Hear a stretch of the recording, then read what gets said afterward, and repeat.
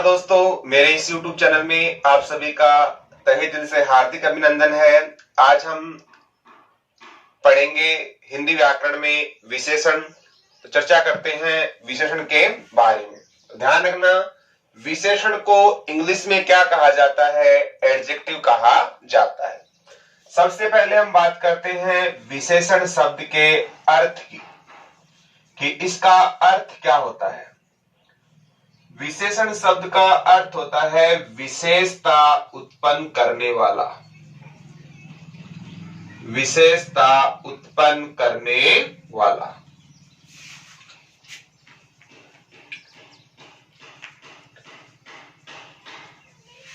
या कह सकते हो आप इसको विशेषक भी कह सकते हो।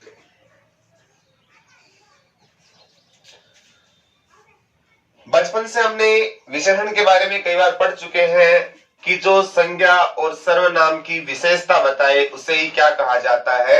विशेषण कहा जाता है। तो सामान्य परिभाषा देख लेते हैं आपकी।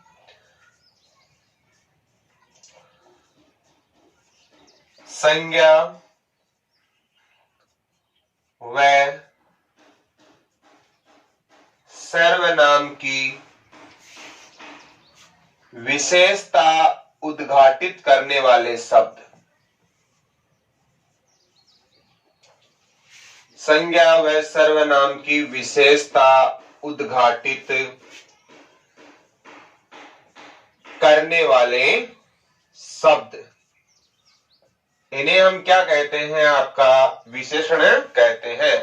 जो नाउन और प्रोनाउन को क्या करे? क्वालिफाई करे, उसे क्या कहा जाता है? आपका एडजेक्टिव कहा जाता है। सामान्यतः हम देखते हैं विशेषण है, इसका कार्य क्या क्या होता है। एक तो ये हो गया कि नाउन व प्रोनाउन की क्या करना? विशेषता उद्घाटित करना। और इसके अलावा देखते हैं तो इसका कार्य क्या होता है? जो आपका संज्ञा व सर्वनाम है, संज्ञा व सर्वनाम के स्वरूप को स्पष्ट करना, के स्वरूप को स्पष्ट करना। तो इसका मुख्य कार्य क्या होता है? संज्ञा व सर्वनाम के स्वरूप को स्पष्ट करना या उसकी विशेषता बताना। स्वरूप का मतलब आप कहते हो किसी की नाक कैसी है? लंबी नाक। अब बताओ, लंबी नाक है तो नाक तो इसमें क्या है? संज्ञा, और लंबी क्या है? उसकी विशेषता हो गई। और नाक का ये स्वरूप बता रहा है कि नाक कैसी है? उसकी लंबी। तो उसका स्वरूप स्पष्ट कर रहा है और उसकी विशेषता बता रहा है। तो इसका मुख्य कार्य होता है, जैसे कहते हैं ना, सुंदर चेहरा, सुंदर चेहरा। तो चेहरा शब्द है, ये संज्ञा है, इसकी विशेषता क्या है? चेहरा कैसा है आपका? सुंदर। तो ये इसकी विशेषता हो गई। और चेहरा, तो ध्यान रखना, जो नाउन और प्रोनाउन को क्या करे? क्वालिफाई करे या उसके स्वरूप को स्पष्ट करे, उसे क्या कहा जाता है? विशेषण कहते हैं। और क्या कार्य हो सकता है इसका? जो आपका संज्ञा है, संज्ञा का क्या करता है? सीमितीकरण करता है।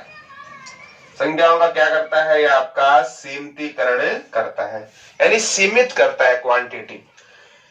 जैसे कोई वस्तु है, उसकी मात्रा अधिक है, उसके साथ उसकी विशेषता जोड़ देते हैं तो उसकी क्वांटिटी है वो क्या हो जाती है? कम हो जाती है।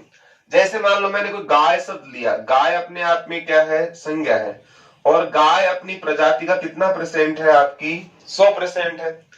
अगर मैंने कहा काली गाय, तो बताओ काली गाय 100% होती है क्या? नहीं। सफेद गाय है ना। तो हमने गाय की क्या लगा दी? विशेषता। तो वह 100%, जैसे काली गाय कितनी है? मान लो 15 से 20% है। तो जो 100% संज्ञा थी वो कितनी हो गई? आपकी 15% हो गई। जैसे मान लो एक कक्षा में लड़के हैं, मैंने कहा लड़का या लड़के, तो लड़के शब्द क्या है? आपका संज्ञा है। लड़के, लड़के जाति का कितना % बोध कराते हैं? 100%। मैंने कहा बुद्धिमान लड़के या बुद्धिमान लड़का, अब बुद्धिमान लड़के या लड़का होता है, क्या सारे लड़के बुद्धिमान होते हैं क्या? नहीं। तो जितने भी लड़कों की प्रजातियां हैं उनका कुछ परसेंट जो हिस्सा होता है वो क्या होता है आपका? बुद्धिमान होता है। इसका मतलब जो संज्ञाएं हैं वो क्या हो जाती है आपकी? सीमित हो जाती है। तीसरा इसमें दे सकते हैं, ये संज्ञा और सर्वनाम है, इनके अर्थ का स्वरूप निर्धारण करता है। अर्थ का स्वरूप क्या करता है? निर्धारण करता है कि लड़का है, कैसा है, सुंदर है, तो जो उसका जो स्वरूप है उसको भी क्या करता है? स्पष्ट करता है। तो ध्यान रखना, संज्ञा और सर्वनाम की विशेषता उद्घाटित करने वाले कह सकते हो, या इनके स्वरूप को बताने वाले, इनके अर्थ के स्वरूप को बताने वाले, या संज्ञाओं को जो सीमित करे वो क्या होते हैं? आपके विशेषण होते हैं। तो एक तो होता है आपका विशेषण और एक होता है आपका विशेष्य। क्या अंतर है? विशेषण और विशेष्य में क्या अंतर है? विशेष्य किसे कहते हैं? वह संज्ञा या सर्वनाम शब्द, वह संज्ञा या सर्वनाम शब्द जिसकी विशेषता बताई जाए, जिसकी विशेषता बताई जाए। तो जिन शब्दों की हम विशेषता बताते हैं उन शब्दों को तो क्या कहते हैं? विशेष्य। और जो विशेषता होती है वो क्या कहलाती है? आपकी विशेषण कहलाता है। जैसे मान लो मैंने लिखा था आपका नादान लड़का, नादान लड़का। अब लड़का इसमें क्या है? आपका संज्ञा शब्द है। लड़का कैसा है आपका? नादान है। तो लड़के की हमने क्या बताई? विशेषता बताई। तो नादान यहाँ क्या है आपका? विशेषण। नादान तो क्या है आपका? विशेषण। और विशेषता बता किसकी रहे हैं? लड़के की। तो लड़का यहाँ पर क्या है आपका? विशेष्य। तो जिसकी विशेषता बताते हैं वो क्या कहलाता है? आपका विशेष्य। और जो विशेषता होती है वो आपका क्या कहलाता है? विशेषण कहलाता है। जैसे मैंने कहा जहरीली नागिन, जहरीली नागिन। अब बताओ नागिन कैसी है? जहरीली। तो नागिन की विशेषता क्या हो गई आपकी? जहरीली। तो जहरीली शब्द है ये तो क्या हो जाएगा आपका? विशेषण। और नागिन शब्द है ये क्या हो जाएगा आपका? विशेषण। कहा सुंदर लड़का, तो सुंदर क्या है आपका? विशेषण। लड़का आपका क्या है? विशेषण। जिसकी हम विशेषता बताते हैं जिन शब्दों की, जो नाउन और प्रोनाउन, तो वह अपने आप में क्या होते हैं? विशेष्य होते हैं। और जो विशेषता होती है उन्हें क्या कहा जाता है? आपका विशेषण कहा जाता है। बताओ विशेषण है वो विकारी होता है या अविकारी होता है? तो ध्यान रखना विशेषण क्या होता है आपका? विकारी होता है। और विकारी वो होता है जो किसी नाउन प्रोनाउन के कारण अपना स्वरूप बदल लेते हैं। जैसे हमने संज्ञा पढ़ा था तो वहां चर्चा की थी विकारी में कौन से आते हैं और आपके अविकारी में कौन से आते हैं। तो संज्ञा, सर्वनाम, विशेषण, क्रिया, ये चारों किसमें आते हैं? आपके विकारी में। तो वे शब्द जो लिंग, वचन, काल, कारक इनकी दृष्टि से अपना स्वरूप बदल लेते हैं, परिवर्तित कर लेते हैं, वो विकारी कहलाते हैं। क्या विकारी होता है या नहीं? मैंने कहा लड़का कैसा है? काला है। तो काला उसकी क्या है? विशेषता है। अगर लड़की है तो कैसी होगी आपकी? काली। और दोनों के बच्चे होंगे तो कैसे होंगे आपके? काले। ठीक है ना। जैसे लड़का है तो लंबा, लड़की है तो लंबी, है ना। जैसे खड्डा है चौड़ा, चौड़ी, है ना। तो अगर जिन शब्दों का आप स्वरूप बदल लेते हो नाउन प्रोनाउन किसी भी कारण से, तो वो क्या कहलाते हैं? आपके विकारी कहलाते हैं। तो ध्यान रखना विशेषण क्या होते हैं? आपके विकारी कहलाते हैं। तो इसका स्क्रीनशॉट लीजिए, आगे बढ़ते हैं। आगे हम चर्चा करेंगे उद्देश्य विशेषण और आपका विधेय विशेषण।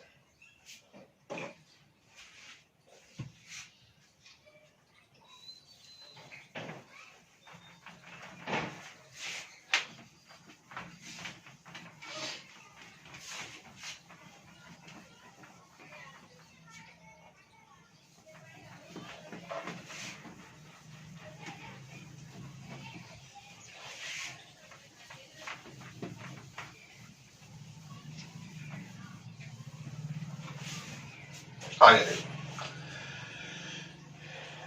तो विशेषण दो प्रकार के होते हैं सामान्यतः। एक तो होता है आपका उद्देश्य विशेषण,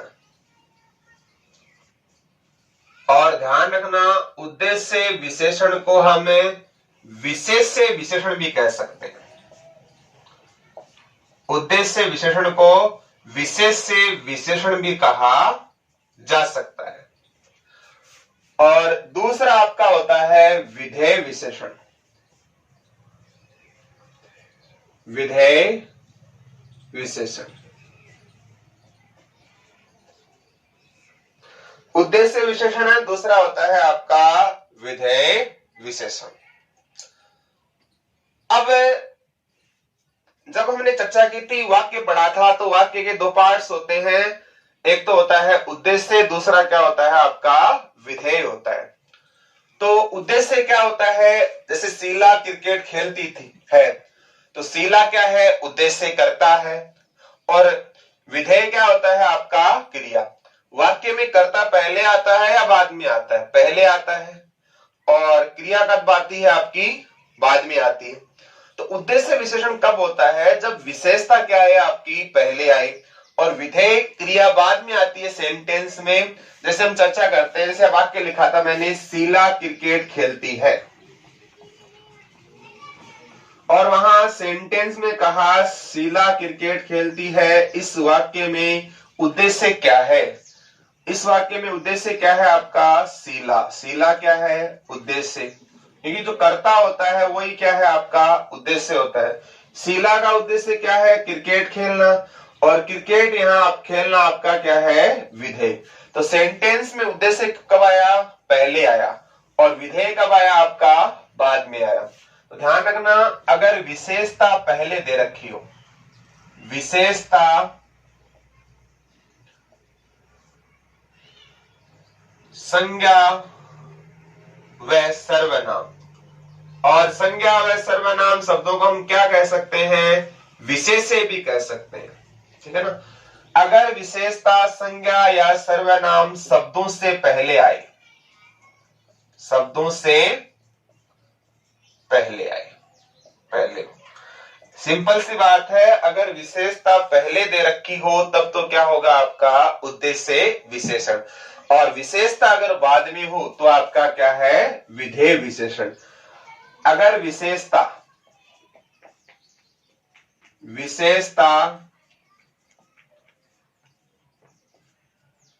संज्ञा या सर्वनाम, ये क्या होते हैं आपके विशेष्य। अगर विशेषता संज्ञा या सर्वनाम शब्दों के बाद हो, सिंपल सा ही है, अगर किसी सेंटेंस में विशेषता पहले दे रखी हो नाउन और प्रोनाउन के, वो आपका होता है उद्देश्य विशेषण। और अगर आपकी विशेषता क्या हो, बाद में हो, तो वो क्या कहलाता है आपका विधेय विशेषण कहलाता है। जैसे मैंने कहा कातिल निगाहें, कातिल निगाहें, निगाहें शब्द है, संज्ञा शब्द है, विशेषता हो गई, विशेषण हो गया, नहीं विशेष्य है। विशेषता किसकी बता रहे हैं हमें, निगाहों की। तो निगाहें यहाँ पर क्या है आपका विशेष्य। निगाहें कैसे है आपकी, कातिल, तो कातिल शब्द है, ये क्या हो जाएगा आपका विशेषण हो जाएगा, ठीक है ना। जैसे मान लो आपने कहा बेईमान औरत, बेईमान औरत, औरत क्या है आपका संज्ञा है, और संज्ञा क्या होता है आपका विशेष्य होता है। और औरत कैसी है आपकी, बेईमान औरत है। तो विशेषता पहले आ रही है या बाद में आ रही है, तो विशेषता कहाँ आ रही है आपकी पहले।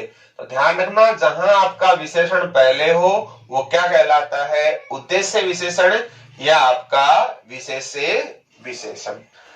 जैसे आप अभी लिखा था जहरीली नागिन, जहरीली नागिन,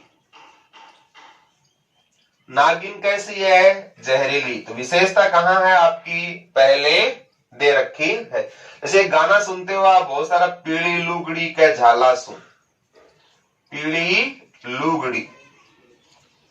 अब लुगड़ी शब्द है, संज्ञा है, इसकी विशेषता क्या है, कैसी है आपकी, पीली। तो विशेषता कहां आ रही है आपकी, पहले आ रही है।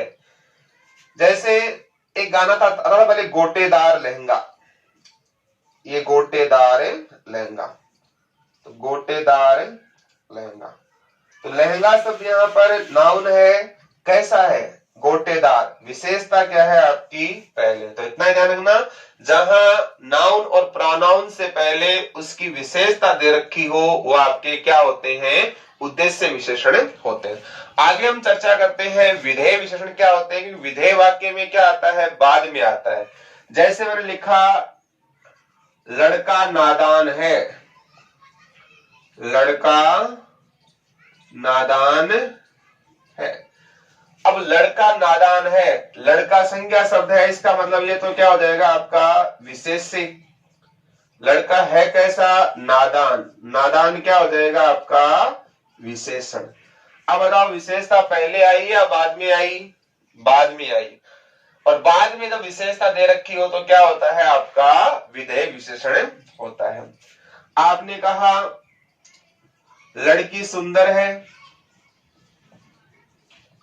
लड़की सुंदर है, तो उसकी विशेषता कहां आ रही है आपकी, बाद में। तो सुंदर क्या है, विशेषण, और लड़की आपका क्या हो जाएगा, विशेष्य।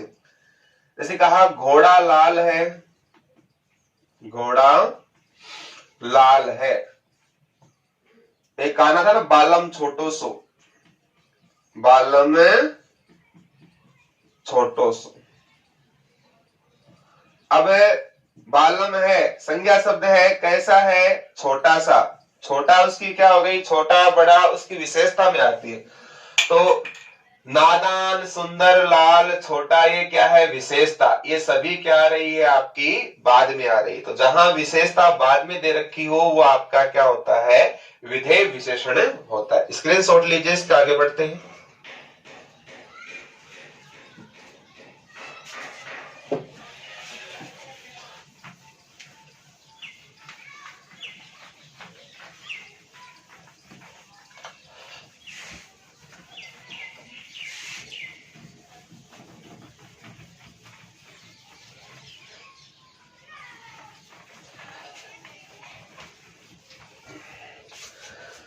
आगे हम पढ़ेंगे प्रविशेषण या आपका अंतर विशेषण। प्रविशेषण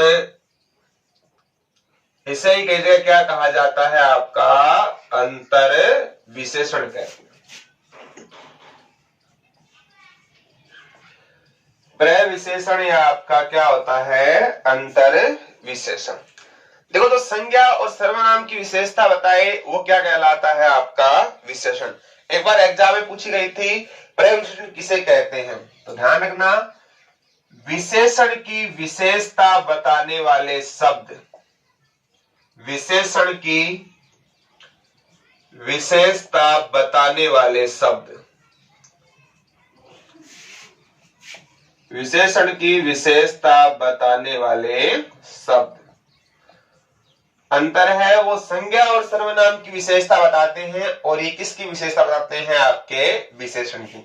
या इस ऐसा कह सकते हैं, यहाँ पर नाउन और प्रोनाउन होते हैं, उनके वाक्य में सामान्यतः कितनी विशेषता दे रखी होती है, दो विशेषता होती है। कितनी विशेषता होती है, दो।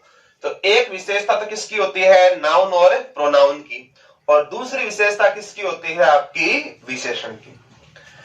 जैसे मैंने कहा लड़की अत्यंत सुंदर है, लड़की अत्यंत सुंदर है। अब विशेषता हम किसकी बता रहे हैं, लड़की की, और जिसकी विशेषता बताते हैं वो क्या होता है आपका विशेष्य होता है। लड़की है कैसी, सुंदर। सुंदर आपका क्या है, विशेषण है, मतलब जिसकी विशेषता बताए विशेष्य, और सुंदर क्या है, विशेषण। तो लड़की कैसी है, सुंदर, इसकी क्या हो गई विशेषता। अब ये अत्यंत शब्द दो विशेषता है, एक तो अत्यंत, एक आपकी सुंदर। यहां सुंदर तो किसके लिए आया है? लड़की के लिए। और अत्यंत किसके लिए आया है? सुंदर। सुंदर कितना? अत्यंत। तो ये अत्यंत शब्द है वो किससे आया है? किसके लिए आया है? आपका सुंदर। और सुंदर यहां पर क्या है? आपका विशेषण। तो अत्यंत क्या हो जाएगा? आपका प्रविशेषण। तो विशेषण की विशेषता बताने वाले शब्द क्या कहलाते हैं? प्रविशेषण। और इन वाक्यों में कितने विशेषण होते हैं? आपके दो होते हैं। एक तो होता है नाउन और प्रोनाउन का, और दूसरा किसका होता है? आपका विशेषण का। अत्यंत शब्द में संधि है यण संधि। किससे बनता है? आपका अति प्लस अंत। इसमें संधि कौन सी है? आपकी यण संधि। जैसे सेंटेंस लिखा, कश्मीरी सेब, कश्मीरी सेब सिंदूरी लाल होती है। कश्मीरी सेब सिंदूरी लाल होती है। अब बताओ विशेषता किसकी बता रहे हैं? हम सेब की बता रहे हैं। तो विशेषता इसकी बताते हैं वो क्या होता है? आपका विशेषण। सेब कैसी है? आपकी लाल। लाल क्या हो गया? आपका विशेषण।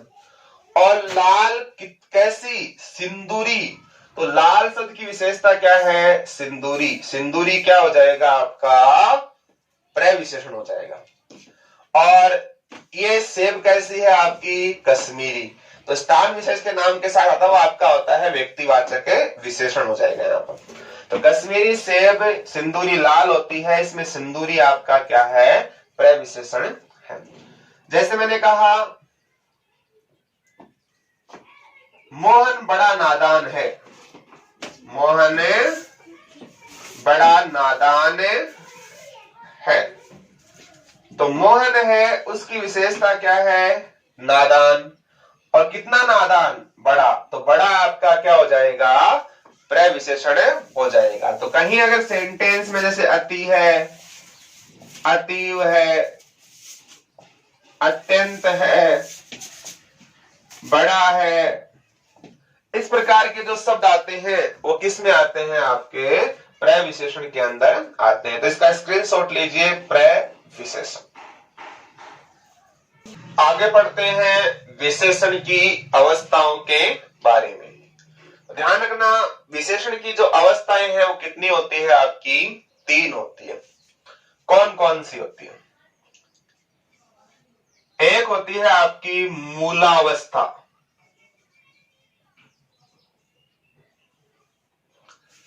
दूसरी होती है उत्तरावस्था,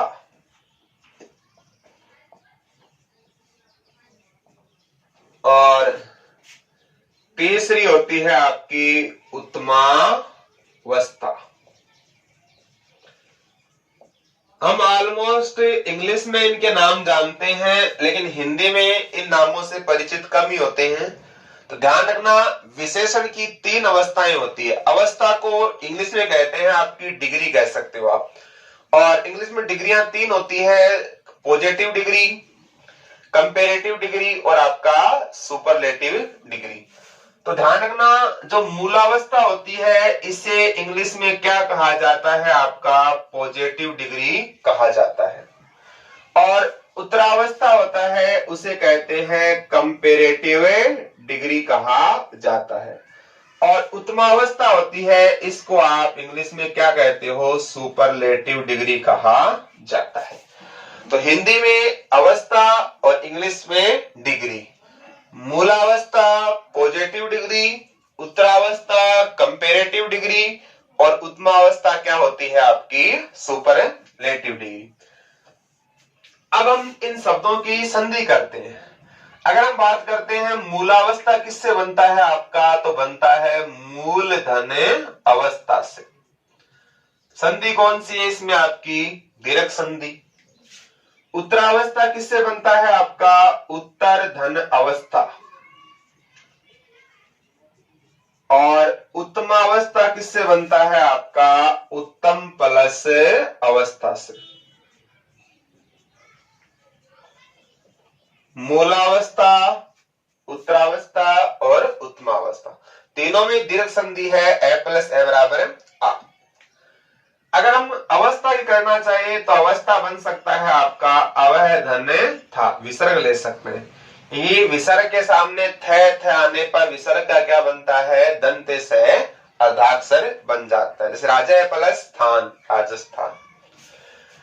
अगर हम बात करते हैं उत्तर, तो उत्तर किससे बनता है, उत या उद्धंतर,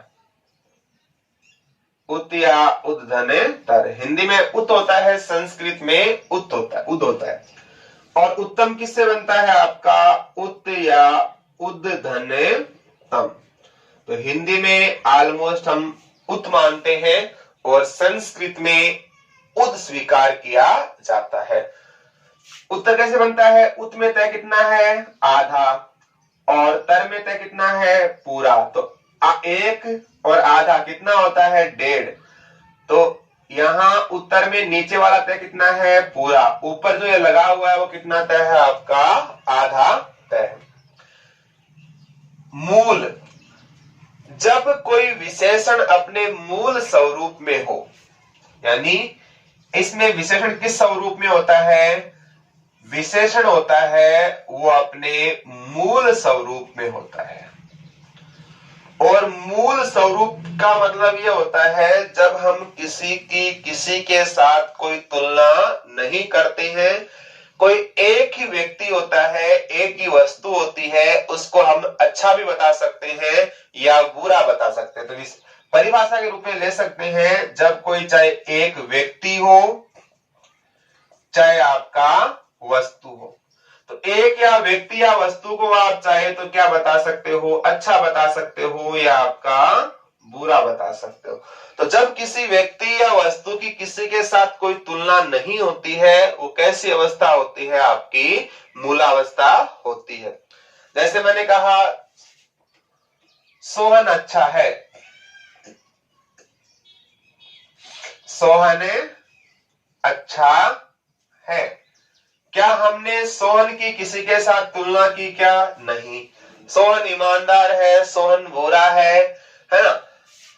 तो एक ही व्यक्ति है, इसकी किसी के साथ कोई तुलना नहीं कर सकते हैं। पंखा अच्छा चलता है, वस्तु भी ले सकते हो आप, है ना। तो किसी एक व्यक्ति वस्तु इनकी आप कोई किसी का तुलना नहीं करते हो, तो क्या होता है आपका मूलावस्था। कंपैरिजन कब होता है, उत्तरावस्था, कंपेरेटिवली। और कंपैरिजन का मतलब होता है कंपेयर, COMPARE। कंपेयर का मतलब होता है तुलना। और तुलना कितने में होती है, दो व्यक्ति हो सकते हैं, दो आपके वस्तु है, देश है। तो दो के अंदर अगर आप तुलना करते हैं तो क्या होता है आपका कंपैरिजन। अब सोहन की तुलना किसी के साथ करोगे तो क्या होगा, सोहन मोहन से अच्छा है। अब परिभाषा देखेंगे तो इसमें क्या होते हैं, दो व्यक्ति है या वस्तु है। और दो होगा, दोनों को तो अच्छा बता नहीं सकते हम, तो दो व्यक्ति या वस्तु में से एक को अच्छा या बुरा बताना। अगर दो कर दिए, मोहन सोहन से अच्छा है या सोहन मोहन से अच्छा है, सोहन मोहन से अच्छा है।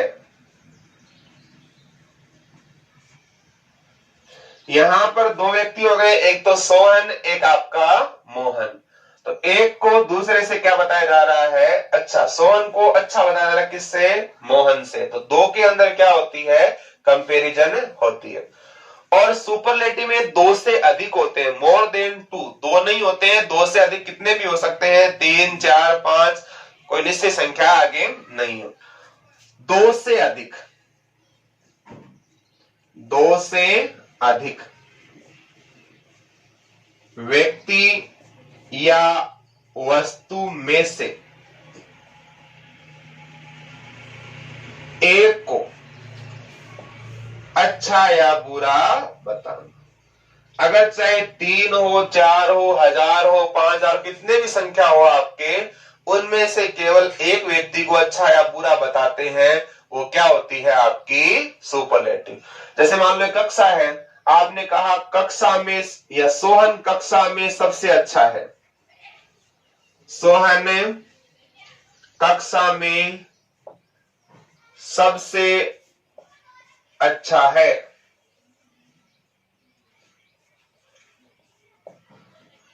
सोहन कक्षा में सबसे अच्छा। कक्षा में 50, 100 कितने विद्यार्थी हो सकते हैं? सोहन उन सभी से क्या है? आपका अच्छा है। यहां इंग्लिश में अच्छा के स्थान पर क्या करते हो? Good, GOOD, good.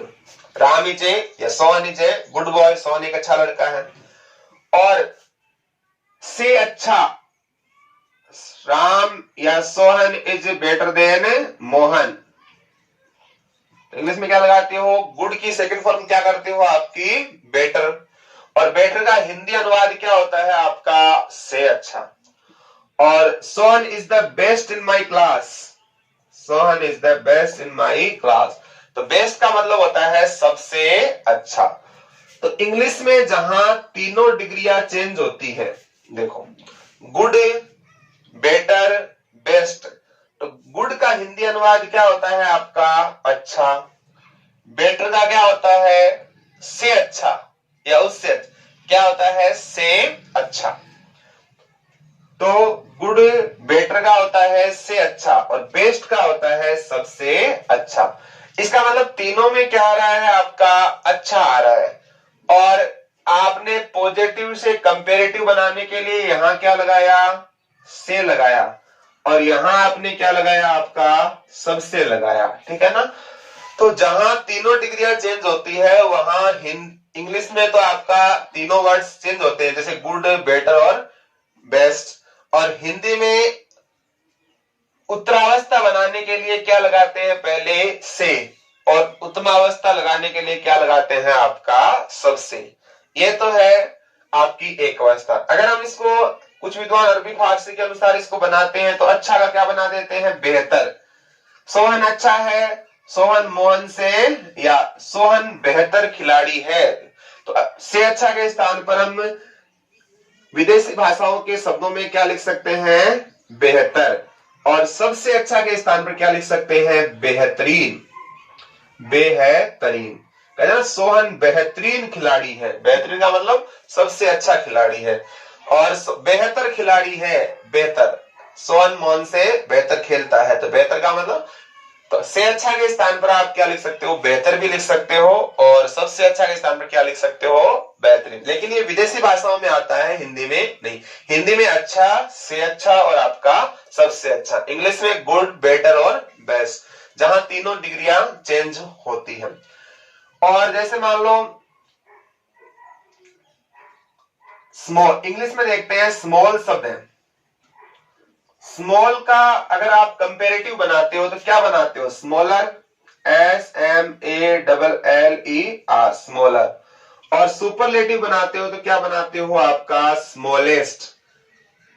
क्या लगाया? यहां पर तो ER लगाया, और यहां आपने क्या लगाया? EST। स्मॉल का हिंदी अर्थ वैसे हुआ कि स्मॉल यानी छोटा, और छोटे का हिंदी अर्थ वैसे हम लेते हैं लघु। तो स्मॉल यानी हम क्या कह सकते हैं? लघु भी कह सकते हैं। और यहां आपने कंपेयर में क्या लगाया? ER। और हिंदी में क्या लग जाएगा? आपका तर, लघुतर। लघु के साथ क्या लगाया? आपका तर। और यहां लघु के साथ क्या लग जाएगा? आपका तम। तो ध्यान रखना, इंग्लिश जो वर्ड होते हैं वहां कंपेरेटिव डिग्री बनाने के लिए आप क्या लगाते हो? ER। Tall, taller, tallest, long, longer, longest, है ना?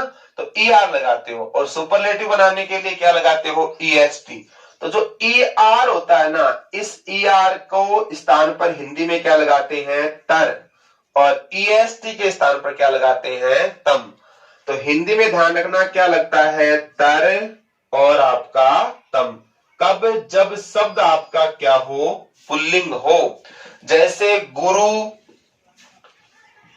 गुरुतर और गुरुतम। कठिन, कठिनतर, कठिनतम। उच्च, उच्चतर, उच्चतम। उच्च का बना सकते हो आप, निकट का बना सकते हो, है ना?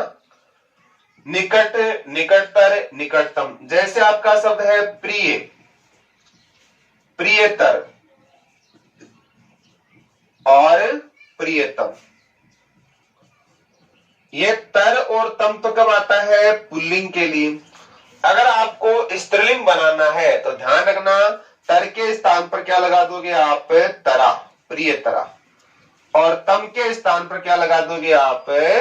प्रियतमा। ठीक है ना? तो पुल्लिंग में तर और तम आता है, स्त्रीलिंग में क्या आता है आपका? तरा, तरा और तमा आता है। तो इंग्लिश में जहां ER होता है वहां क्या लगता है? तर और तरा। और EST होता है वहां क्या लगता है आपका? तम और तमा। पुल्लिंग के लिए तर और तम होता है, स्त्रीलिंग के लिए आपका तरा और तमा होता है। और इसे इंग्लिश में एक प्रकार से और भी बनाते हैं, जैसे इंटेलिजेंट, मोर इंटेलिजेंट और आपका मोस्ट इंटेलिजेंट। जैसे राम बुद्धिमान है, राम सोहन से बुद्धिमान है, राम सबसे बुद्धिमान है। तो वही मोर और क्या लगाते हैं? मोस्ट भी लगाते हैं इंग्लिश में, लेकिन हिंदी में क्या होता है? से और आपका सबसे होता है।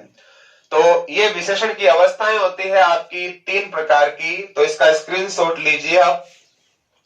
आगे हम पढ़ेंगे विशेषण के भेद, जिसकी चर्चा हम नेक्स्ट क्लास में करेंगे। विशेषण के भेद कई जगह 4 होते हैं मानते हैं, कई जगह 5 मानते हैं। गुणवाचक विशेषण, संख्यावाचक विशेषण, परिमाणवाचक विशेषण और आपका सार्वनामिक विशेषण, जिसको संकेतवाचक और निर्देशवाचक भी कहा जाता है। तो अधिकांश किताबों में 4 ही माने जाते हैं कि विशेषण की कितने भेद होते हैं आपके? 4 होते हैं, गुण, संख्या, परिमाण और आपका सार्वनामिक, जिसको संकेत और निर्देशवाचक भी कहा जाता है। लेकिन वर्तमान जो NCERT किताब है उसमें एक भेद और दे रखा है आपका, व्यक्तिवाचक विशेषण। तो ध्यान रखना, व्यक्तिवाचक कोई अलग से भेद नहीं होता है, वो गुणवाचक का ही क्या होता है? उपभेद माना जाता है। तो इसके बारे में हम नेक्स्ट क्लास में चर्चा करेंगे। आज के लिए इतना ही। जय हिंद, जय भारत।